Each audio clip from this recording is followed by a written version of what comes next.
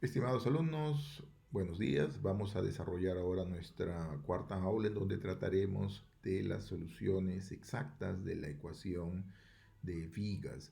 Esta ecuación de vigas fue deducida utilizando el principio de Bernoulli y vamos a calcular su solución exacta asumiendo el caso en que los coeficientes sean constantes. O sea, esta es una ecuación de segunda orden y cuando los coeficientes son constantes, ella nos permite encontrar una solución exacta que puede servir para poder calcular la solución del problema. En el caso en que los coeficientes no sean constantes, entonces la solución exacta ya no se puede realizar con tanta facilidad, es necesario utilizar series de potencias. Pero nosotros vamos a considerar el caso de coeficientes constantes utilizando aproximaciones numéricas, que será el objetivo de la próxima clase. Entonces, en esta clase vamos a ver las soluciones exactas del problema en el caso particular en que los coeficientes sean constantes.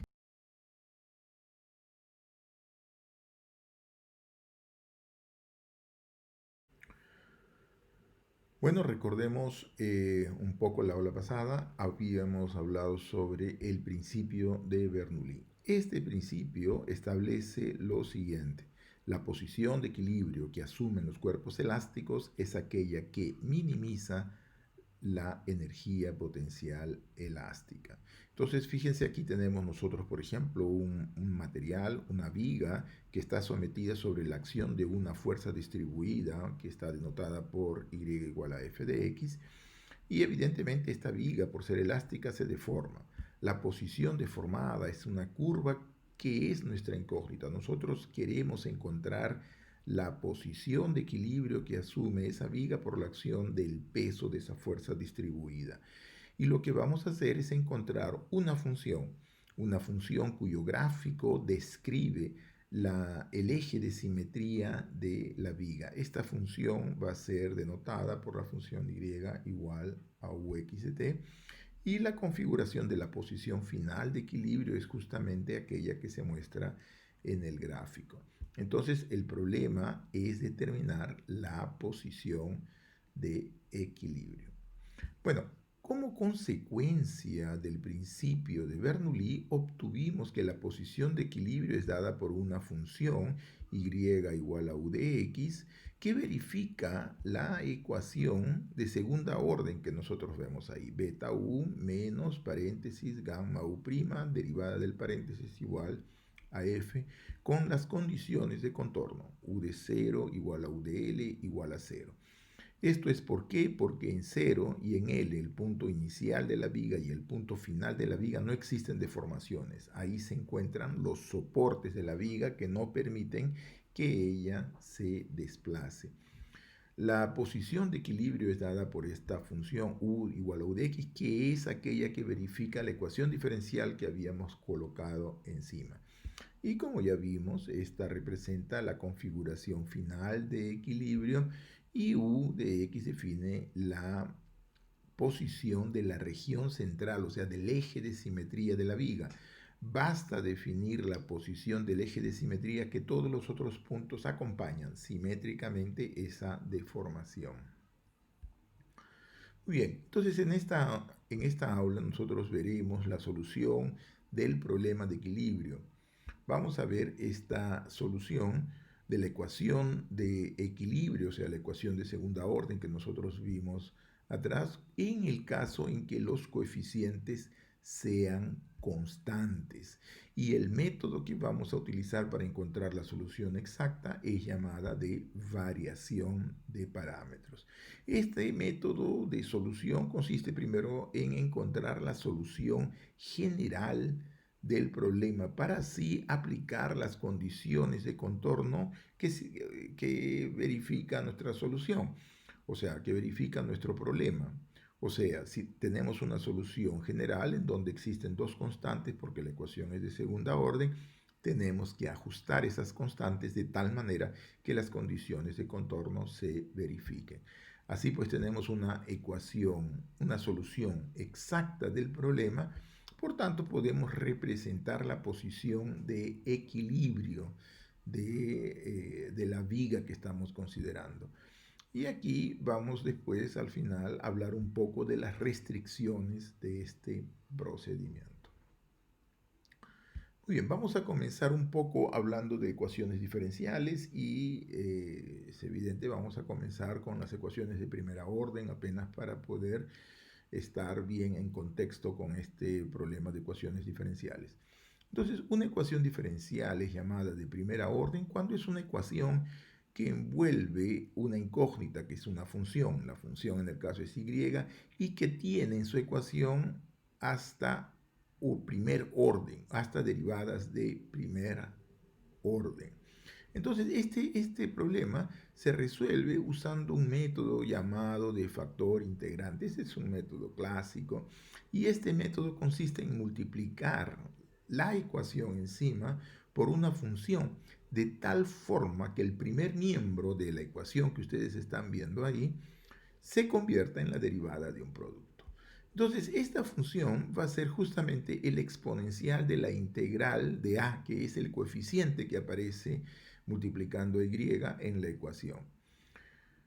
Si a fuera constante, vamos a suponer que fuese constante, entonces el factor integrante se reduce a la función exponencial a x. Si no es constante, entonces es la misma función, se realiza el mismo procedimiento y se obtiene una solución, la solución general, de forma completamente análoga. Entonces, vamos a multiplicar la ecuación por este factor integrante, así obtenemos el producto de cada uno de los términos de ecuación por el exponencial de ax. Y observe que nosotros, gracias a este factor integrante, convertimos el primer miembro de la ecuación en la derivada de un producto. Ustedes pueden verificar si derivan ese paréntesis, sale derivada del primero, veces el exponencial, más y veces la derivada del exponencial que aparece en el primer miembro de la ecuación que está al lado. Muy bien, integramos entonces esta última igualdad y usando el teorema fundamental del cálculo obtenemos de que yx exponencial de x menos y en 0 es igual a la integral de 0 a x de f de s exponencial de ax diferencial de s. O sea, ahí ya tenemos prácticamente la función, nuestra incógnita obtenida de forma general. Entonces ahí tenemos y igual a y multiplicando, ¿no? Pasamos a multiplicar el exponencial con signo cambiado y obtenemos esa igualdad. Muy bien, entonces la solución se obtiene inmediatamente después de calcular esa integral y por tanto la solución general, esta es la solución general del problema. O sea, dada una condición inicial, nosotros automáticamente tenemos una única solución para la ecuación diferencial de primera orden. Muy bien, vamos a ver ahora las ecuaciones diferenciales de segunda orden. ¿Qué es una ecuación diferencial de segunda orden? Las ecuaciones diferenciales de segunda orden es una ecuación cuya incógnita es una función y en la ecuación aparece hasta derivadas de segunda orden. Por eso viene el nombre. Entonces la ecuación es y envuelve derivadas hasta de segunda orden, y dos derivadas más a veces y primera derivada más b veces y igual a f. Entonces estamos considerando apenas aquí el caso lineal y vamos a considerar también apenas el caso de coeficientes constantes. Las ecuaciones, estas ecuaciones a pesar de las restricciones que estamos colocando, de que los coeficientes sean constantes, eh, son mucho más complejas que las ecuaciones de primera orden. Podemos encontrar solución exacta de estas ecuaciones de segunda orden solamente en el caso de A y B ser constantes. Cuando ellas no son, las soluciones exactas son extremadamente complejas, son de la forma de series de potencia que son estudiadas en cursos más avanzados. Aquí nosotros vamos a considerar también el caso de coeficientes variables, pero vamos a estudiar las soluciones numéricas del problema, ¿correcto? Entonces, vamos a desarrollar, ¿no? Lo que desarrollaremos en esta aula va a ser el caso de la solución exacta cuando los coeficientes son constantes. Muy bien, entonces la ecuación de segunda orden con coeficientes constantes, el método para poder calcular la solución se divide en dos partes, ¿no? Para resolver esta ecuación, primero resolvemos el problema general, la solución, el problema homogéneo. Primera cosa que hacemos. Entonces, ¿qué es lo que hacemos? Buscamos la solución general del problema homogéneo. El problema homogéneo es aquella misma ecuación, solo que en lugar de f colocamos 0. Después calculamos una solución particular, la solución particular cualquiera, que sería la segunda derivada de yp más ayp, la derivada más bp yp igual a f. Observe aquí de que esta última ecuación es exactamente igual a la primera. Entonces aparecería una cosa tipo, una cosa redundante. O sea, si nosotros queremos hacer la solución primera, entonces ¿por qué estamos trabajando con esto? La diferencia es de que en este último caso, nosotros estamos interesados no en encontrar en una solución general, sino apenas una solución cualquiera, una solución particular cualquiera que verifique esta ecuación. Y ustedes van a ver cómo en el procedimiento hacemos realmente esta cosa y ahí encontramos, utilizando el método de variación de parámetros, una solución particular. Observe que si nosotros tenemos la solución general del problema homogéneo y una solución particular, la suma de estas dos soluciones nos resultará en una solución general, en la solución general del problema original. O sea, y igual a y sub h más y sub p va a ser la solución general del problema inicialmente propuesto. Muy bien, vamos a comenzar entonces por la solución del problema homogéneo. Entonces tenemos que encontrar la solución general de este problema. Y observe que aquí es importantísimo de que los coeficientes sean constantes. Caso contrario, nosotros no podemos encontrar una solución. Entonces, este problema se resuelve haciendo múltiples tentativas, ¿no? Entonces, la pregunta que se nos aparece aquí es, ¿qué tipo de funciones son aquellas que se reproducen a sí mismas? O sea, si nosotros observamos más atentamente la primera ecuación, lo que estamos viendo es de que la segunda derivada sumada con la primera derivada y sumada con la propia función, ¿no?, nos da igual a 0. Entonces, ¿qué cosa quiere decir? Que las derivadas se van repitiendo constantemente. Y ahí entonces nosotros podemos pensar cuáles son aquellas funciones, ¿no? Podemos pensar en aquellas funciones cuyas derivadas se repiten a sí mismas. Y entonces es inevitable pensar que esas funciones son justamente las funciones exponenciales. Entonces, fíjense, aquí es extremadamente justo, extremadamente apropiado pensar de que y sub h debe de ser una función exponencial de la forma Rx, exponencial de Rx. Entonces aquí el problema es calcular cuál sería este R de tal manera que verifique la ecuación. Entonces, si sustituimos este valor en la ecuación, obtenemos esto. Observe de que la derivada, en este caso del exponencial de Rx, es r veces el exponencial de x y por tanto la segunda derivada sería r al cuadrado exponencial de Rx. Sustituyendo estas dos derivadas en la ecuación, obtenemos esta última cosa, esta última suma de tres miembros igualadas a 0. Tomamos como factor común el exponencial de Rx y ahí obtenemos r al cuadrado más ar más b que multiplica al exponencial de Rx igual a 0. Ahora, el exponencial de Rx nunca se anula, la función exponencial nunca se anula. Entonces aquí lo que debe de anularse es ese polinomio de segundo grado en R. Entonces, para que se verifique la ecuación, debemos de encontrar R que satisface esa ecuación de segundo grado, cuya fórmula sabemos calcular perfectamente.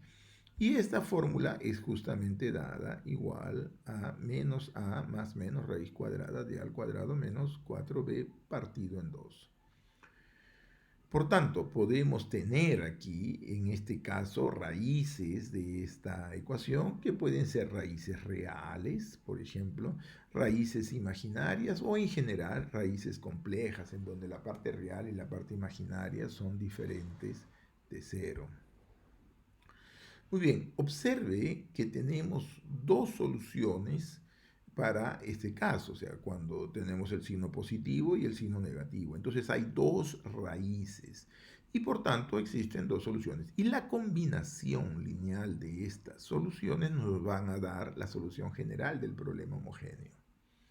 Entonces, aquí tenemos el primer caso. Supongamos de que las raíces sean las dos raíces sean reales y diferentes.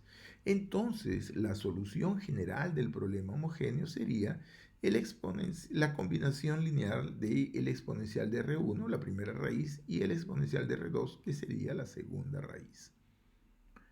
Entonces, esa es la primera solución general del problema homogéneo. Cuando las raíces reales son iguales, entonces la solución es dada por la combinación lineal del exponencial de R1x más, observe que ahora la otra función es x R1 de x. Cuando las raíces son imaginarias, entonces aquí nosotros tenemos que la solución va a estar dada por una combinación lineal de los exponentes de números imaginarios.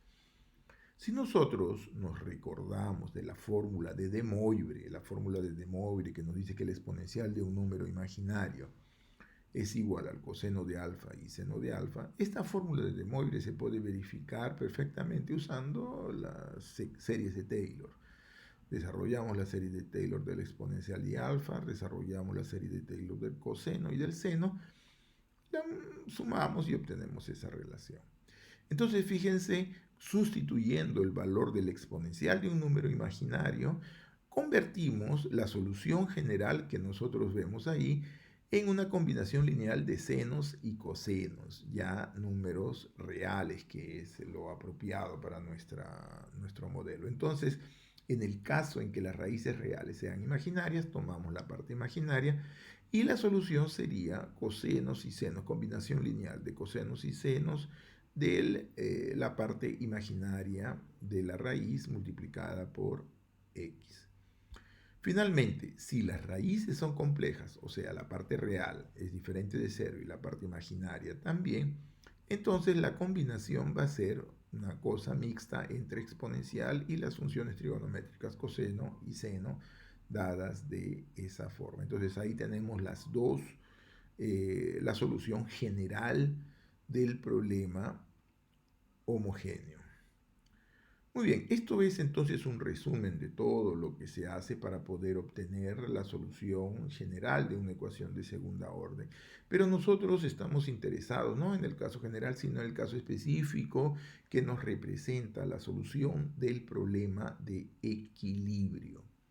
Entonces, en este caso nos limitaremos a resolver cuando las raíces son reales y diferentes. Entonces, si nosotros tenemos raíces reales y diferentes, la solución del problema homogéneo se escribe como esa combinación lineal de los exponenciales de R1 y R2. O sea, R1 y R2 son las raíces de ese polinomio característico que son reales y diferentes. Este es el caso que resuelve nuestro problema de equilibrio de la viga. Entonces, aquí consideramos, por ejemplo, la ecuación. La ecuación que nosotros tenemos, que es la ecuación de la viga, es de la forma, ¿no? Segunda derivada de y menos alfa cuadrado de y igual a f. Observe que el polinomio característico en este caso es r al cuadrado menos alfa al cuadrado. Por tanto, tenemos dos raíces reales y diferentes. ¿Cuáles son estas? Una raíz sería alfa y la otra sería menos alfa. Por tanto, la solución general del problema homogéneo asociado a ese problema sería la combinación lineal de los exponenciales de las dos raíces, o sea, del exponencial de alfa x y del exponencial de menos alfa x, que son las dos raíces, alfa y menos alfa. Ahora, vamos a buscar una solución particular para nuestra ecuación. Tenemos que buscar la solución particular. Y para encontrar una solución particular usaremos el método llamado de variación de parámetros. Muy bien, vamos a ver en qué consiste este método de variación de parámetros.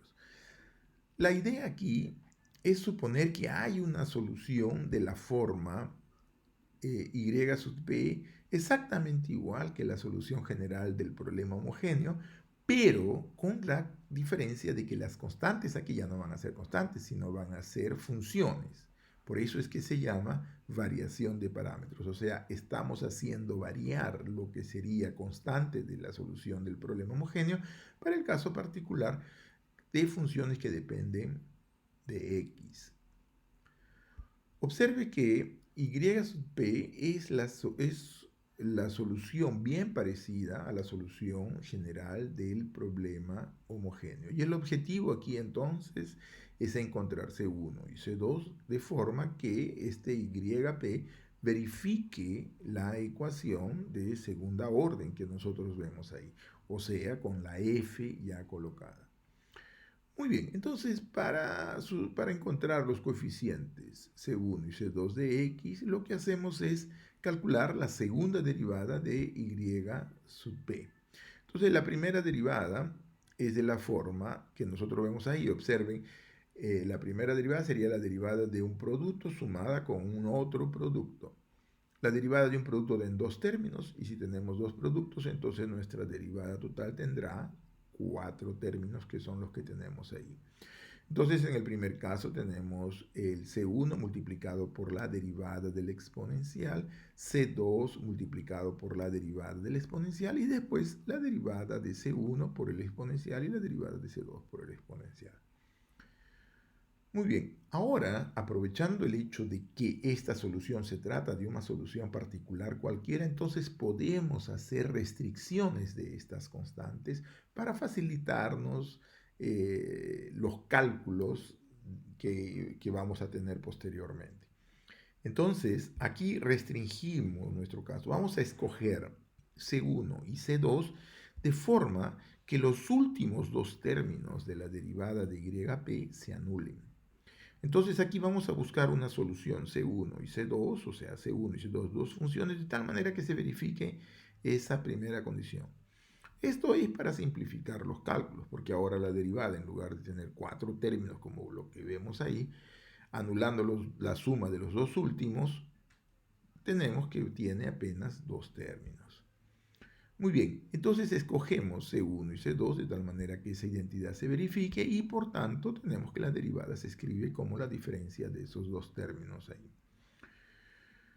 Ahora sí, calculamos la segunda derivada y entonces nuevamente aplicamos nuestra fórmula de derivada de un producto y observe, tenemos diferencia de dos productos. La derivada de un producto tiene dos términos, por tanto, la derivada segunda de la expresión va a tener cuatro términos. Muy bien, estos cuatro términos sí tenemos que trabajarlos más, ya no se pueden hacer más restricciones. Y lo que vamos a hacer es sustituir. Observen que la y sub p en el lado superior derecho, está escrito de azul pequeñito, es la solución del problema particular. Es la forma que nosotros habíamos supuesto que debe tener la solución particular. Y la segunda derivada es la última ecuación. Entonces, si sustituimos estas dos expresiones, la de azul y la última, en la ecuación diferencial que tenemos que desarrollar, vamos a obtener lo siguiente. Fíjense, la segunda derivada serían esos cuatro términos. El primer corchete representa al valor de la segunda derivada de la solución particular. Menos alfa al cuadrado multiplicado por el y. El y representa el yp en azul que está en el lado superior derecho y es exactamente esto igual a f. Muy bien, entonces estos son los valores que debe de satisfacer nuestra ecuación diferencial. Ahora, si prestamos atención a esta última ecuación, ustedes reparen que los dos últimos términos que están en la primera ecuación, ¿no?, coinciden con los dos últimos términos del primer corchete. O sea, el segundo corchete es idéntico a los dos últimos términos del primer corchete. Entonces, como se trata de una diferencia, esos dos términos que están ahí se van a cancelar. Entonces, fíjense de dónde haciendo la suma, esos dos términos se cancelan y nos queda simplemente esta expresión, que a la derivada de C1 exponencial de AX menos alfa derivada de C2 exponencial de menos AX es igual a F. Que junto con la primera restricción que nosotros hicimos, recuerdan cuando calculamos la primera derivada de y sub p, aparece el otro sistema, que sería C1 derivada exponencial de alfa más C2 derivada exponencial de menos alfa igual a 0. Entonces aquí observemos nuevamente estas dos últimas ecuaciones. ¿Qué tenemos en estas dos últimas ecuaciones? Un sistema de ecuaciones lineares donde C1 y C2, o sea, donde las derivadas de C1 y C2 son las incógnitas. O sea, tenemos dos ecuaciones y dos incógnitas y por tanto podemos resolverla usando los métodos que nosotros conocemos para resolver ecuaciones lineales de 2 por 2. Entonces podemos usar cualquier método de eliminación o también los determinantes en este caso son efectivos. Entonces la solución dada por determinantes sería la derivada de C1 igual a esa fracción de determinantes. 0f determinante, ¿no? El determinante de 0f exponencial de menos alfa x menos alfa exponencial de menos alfa x, partido por el determinante del sistema. El determinante del sistema es dada por los exponenciales de alfa x exponencial de menos alfa x y en la segunda fila alfa veces el exponencial de alfa x menos alfa x. Bueno, entonces desarrollando estos determinantes encontramos de que C1, la derivada de C1 es igual a esa expresión. De forma completamente análoga repetimos el determinante de A2, que sería esta otra cosa, y obtenemos que la solución para el coeficiente C2, la derivada de C2, es igual a menos esa fracción que nosotros tenemos ahí. Muy bien, entonces hemos conseguido nuestra solución para las derivadas de las funciones C1 y C2. Entonces ahora lo que tenemos que hacer es calcular cuánto vale C1 y C2 y es un simple procedimiento de integración. De donde tenemos, por ejemplo, una vez que tenemos esto, C1 va a ser la integral de 0 a x de esa fracción que habíamos calculado y análogamente C2 también menos la integral de Cx de esa expresión. Por tanto, la solución particular que nosotros hemos encontrado aquí, que es dada por esa expresión, sustituyendo los valores, encontramos que debe de ser de esta forma. Sustituimos C1 y C2 por los valores integrales que están ahí y obtenemos esta expresión. Bueno, vamos a trabajar esta expresión de tal manera de expresarla de una forma más compacta. Tomamos como factor común el 2 alfa y entonces aparece esa expresión. Por tanto, la solución general del problema de la ecuación de segunda orden que nosotros estábamos estudiando va a ser la suma del problema homogéneo sumada con la solución particular que acabamos de encontrar. Y esto va a ser igual a la C1 exponencial de alfa x más C2 exponencial de menos alfa x más la integral que corresponde al valor de la solución particular. Fíjense, aquí vamos a introducir una notación que es muy usada en todos los textos de ingeniería, que introducen las funciones hiperbólicas. O sea, ¿qué cosa es una función hiperbólica? Por ejemplo, es el seno hiperbólico de alfa x es la diferencia de los exponenciales, ax menos el exponencial de menos ax partido en 2. El coseno hiperbólico AX va a ser la semisuma de estos dos exponenciales.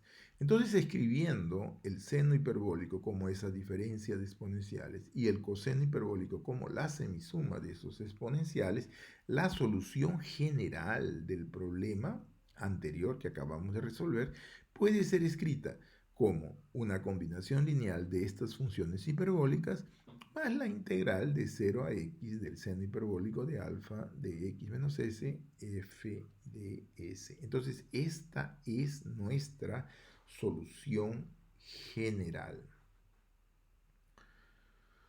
Muy bien, vamos a hablar un poquito, vamos a hacer un paréntesis aquí para hablar sobre las funciones hiperbólicas.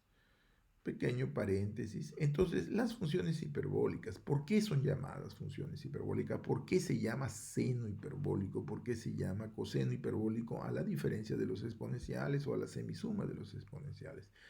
Bueno, el seno hiperbólico es la semidiferencia de esos dos exponenciales, alfa x menos el exponencial de menos alfa x. Y el coseno hiperbólico es la semisuma de esos dos exponenciales. Y son definidas así por causa de la semejanza que tienen estas funciones con las funciones trigonométricas. ¿Cuál semejanza?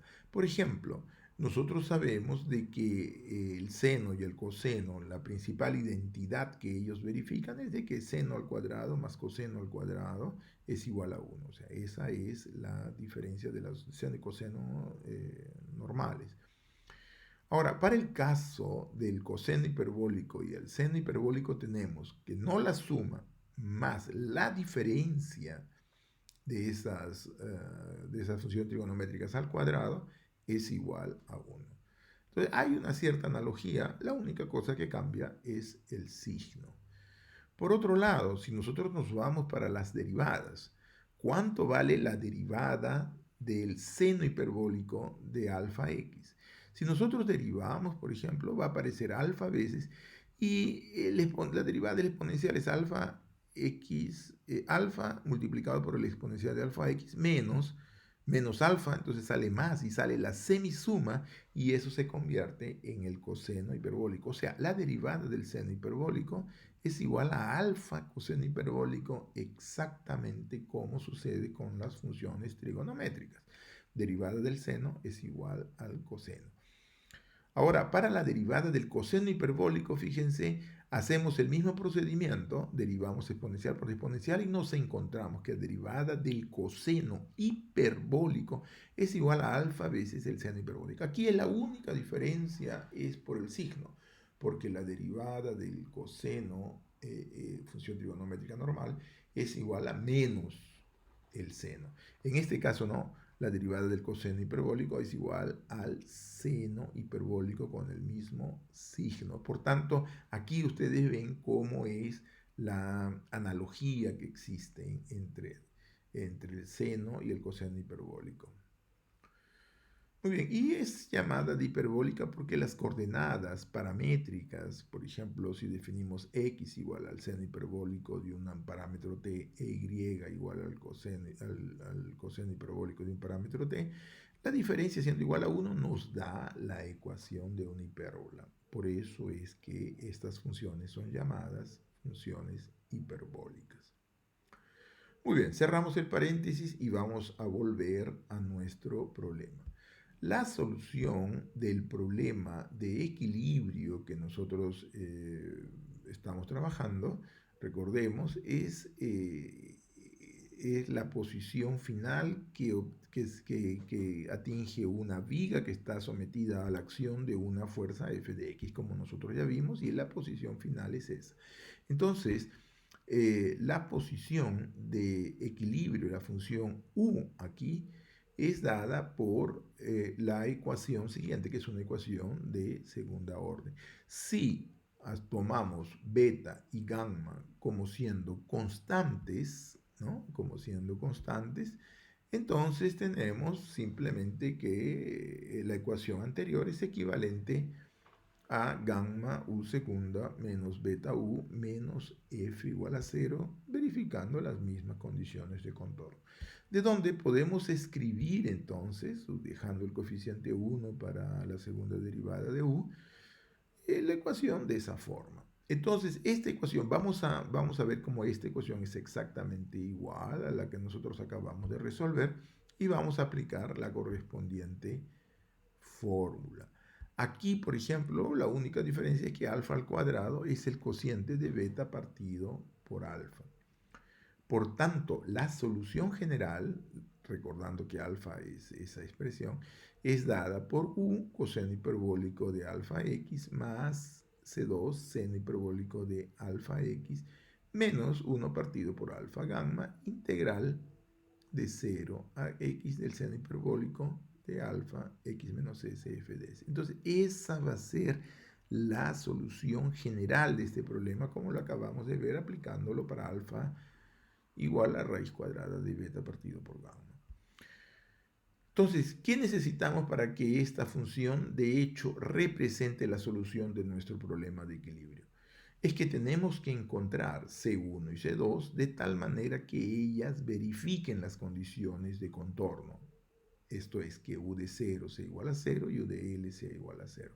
Entonces tenemos que ajustar las constantes para que esta solución verifique la condición de contorno. U en 0 debe ser igual a 0.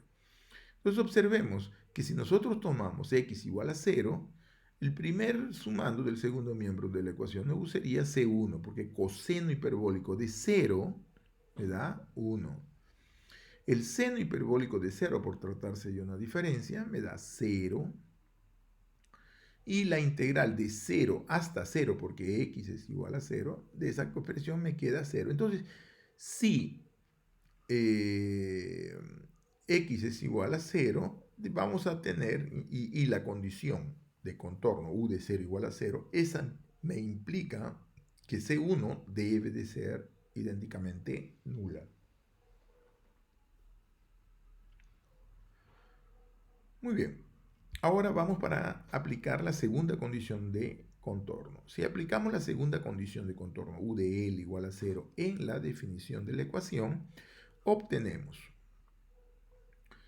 bien, que C1 ya vale 0, entonces aparece C2 seno hiperbólico de alfa L, porque X es igual a L, menos 1 partido por alfa gamma, integral desde 0 hasta L, cuando X sea L, de esa integral que nosotros tenemos ahí, y todo debe de ser igual a 0. Por tanto, C2 debe de ser igual al cociente de 1 partido por alfa seno hiperbólico, alfa gamma seno hiperbólico de alfa L, multiplicado por la integral del seno hiperbólico multiplicado por f.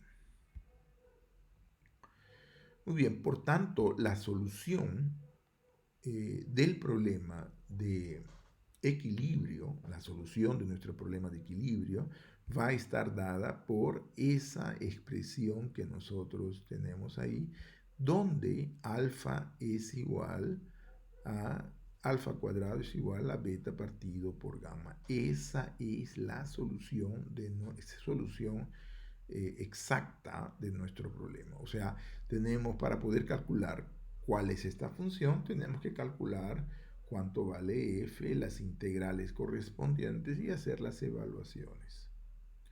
¿Correcto? Entonces, esto de aquí nos fornece la solución exacta del problema. Y calculando f, calculando esas dos integrales, obtenemos la función que nos define la posición de equilibrio de la viga. Muy bien, entonces ya tenemos nuestra función y esta significa que tenemos una opción aquí para poder obtener la posición de equilibrio. Muy bien, vamos a ver entonces las conclusiones de esta aula. Primero, habíamos caracterizado la posición de equilibrio de los cuerpos elásticos como siendo la solución de una ecuación diferencial de segunda orden. Y hemos resuelto esta ecuación diferencial de segunda orden en el caso de los coeficientes constantes que nos permiten llegar a la solución exacta del problema. Muy bien, en la próxima aula nosotros vamos a estudiar el caso de coeficientes variables y cómo es que calculamos la solución aproximada. Vamos a utilizar el método de diferencias finitas y este método es extremadamente eficiente para poder calcular una buena aproximación de la posición de equilibrio de los cuerpos.